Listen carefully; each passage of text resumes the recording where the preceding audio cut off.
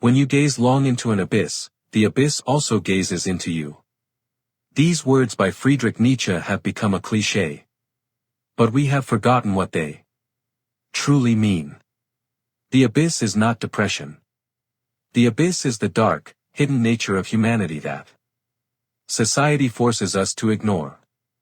Modern psychology teaches us how to be good, how to be convenient, how to blend into the herd. But dark psychology, when viewed through the lens of Nietzsche, reveals a terrifying truth. What we call morality is often just a tool of manipulation. A weapon used by the weak to control the strong. Today, we descend into this abyss. We will dissect the anatomy of power, manipulation, and human nature. And perhaps, what we find there will shatter everything you were forced to believe. Nietzsche divided human morality into two categories, master morality and slave morality. Master morality is the morality of creators. It values strength, pride, ambition, and will. But what happens when the weak realize they cannot defeat the strong in an open battle? They create a genius, dark manipulation. They invent slave morality. They invert the values. Weakness is declared humility. Cowardice is called obedience. The inability to take revenge is labeled forgiveness. Think about this. It is the greatest act of dark psychology in human history. The weak convinced the strong that their strength was evil. They used guilt and shame to bind predators with invisible chains. In our daily lives, this manifests constantly. Think of people who use the role of the victim to control those around them. They lack power, so they use your empathy and guilt as a weapon against you. Nietzsche warned, beware of those who are always suffering.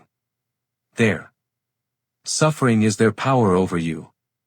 At the core of all living things is not the pursuit of happiness, as other philosophers believed. At the core lies the will to power. His is not necessarily the desire to become a politician or a tyrant. The will to power is the fundamental drive to expand one's influence, overcome resistance, and dominate one's environment. Dark psychology teaches us to recognize how people try to subjugate us. But Nietzsche goes further. He says that the attempt to control others is the pursuit of those who cannot control themselves. The true manipulator, the true master of dark psychology, is not the one who pulls the strings of others' emotions. It is the one who has realized their own shadow. The one who has accepted their capacity for cruelty, selfishness, and destruction, but keeps these demons on a short leash. As Carl Jung, inspired by Nietzsche, said, who does not know their shadow, projects it onto others. If you are unaware of your dark side, you will become a puppet in the hands of those who see it. God is dead, Nietzsche declared. But he was not talking about religion. He was talking about the collapse of absolute truths. The realization that universal good and evil do not exist. There is only what serves your will to power, and what hinders it. When you understand this, you become invulnerable to gaslighting and moral pressure. You can no longer be made to feel guilty for wanting more. You see the matrix. You see how corporations, politicians, and even loved ones use the concept of good to make you act in their interests. A person who realizes this becomes dangerous to the system. They no longer react to triggers. They do not justify themselves. They observe. They analyze. They play chess while everyone else is playing checkers. What, then, is the way out? If the world is an arena of hidden manipulations and power struggles, what must one become? Nietzsche proposes the concept of the Übermensch, the overman. The overman is not a mutant. It is the one who has overcome himself, the one who uses dark psychology not to degrade others, but to forge himself into a masterpiece.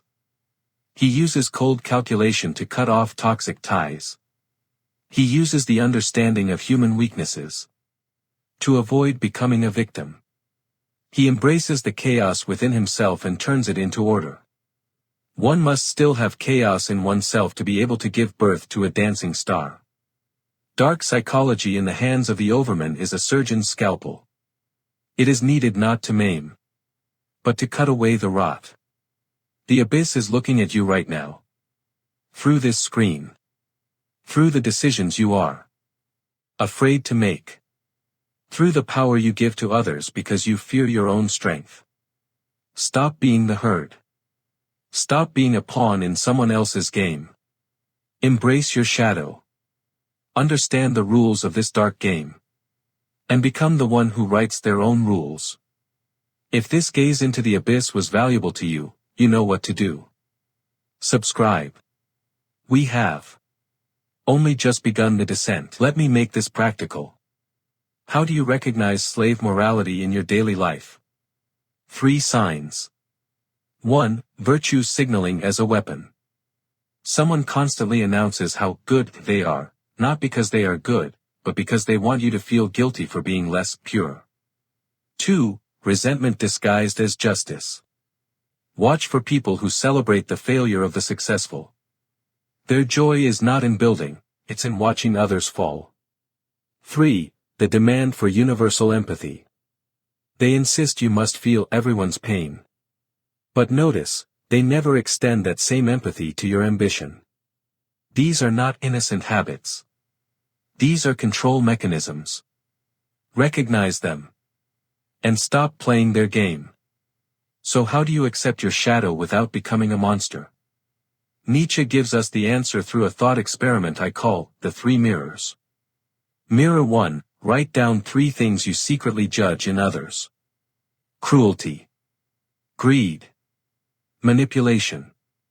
Now understand, you are not judging them. You are afraid of those things in yourself. Mirror 2. Recall a moment you felt powerful. Not happy. Powerful. Do not feel shame for that memory.